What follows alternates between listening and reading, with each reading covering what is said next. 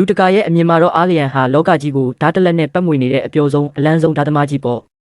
ဒါပေမဲ့ဒီလိုသူရဲ့ကောင်းဆန်တဲ့ပုံရိပ်တွေရဲ့နောက်ွယ်မှာဘယ်သူမှမသိတဲ့နှဆိုင်တဲ့နောင်တနှစ်ခုရှိနေခဲ့ပါတယ်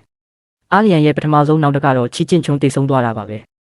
ငယ်စဉ်ကချီကျင့်ချွန်းအကြီးညိုဆုံးလူကအာလီယန်ပါအာလီယန်နဲ့အတူလောကကြီးကိုပက်ကြည့်ကျင်တယ်လို့ချီကျင့်ချွန်းကခဏခဏလာပြောလေးရှိတယ်အာလီယန်ကဒီကောင်လေးကိုတကယ်ချစ်တာပါ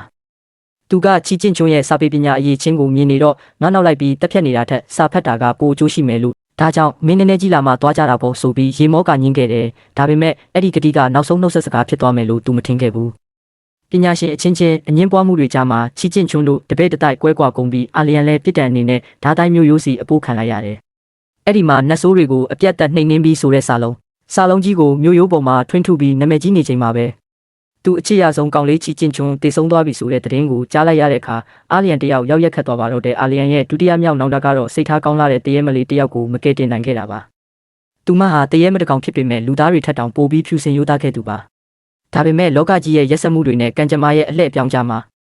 အာလီယန်ဟာသူမကိုအစွမ်းကုန်မကာကွယ်ပေးနိုင်ခဲ့ပဲဆုံးရှုံးလိုက်ရပါတယ်အပြင်ပန်းမှာဘလောက်ပဲပျော်ပျော်နေနေဒီအဖြစ်အပျက်ကသူ့နှလုံးသားထဲမှာအမာယုကြီးတစ်ခုလိုကြံ့ရစ်နေခဲ့ပါတယ်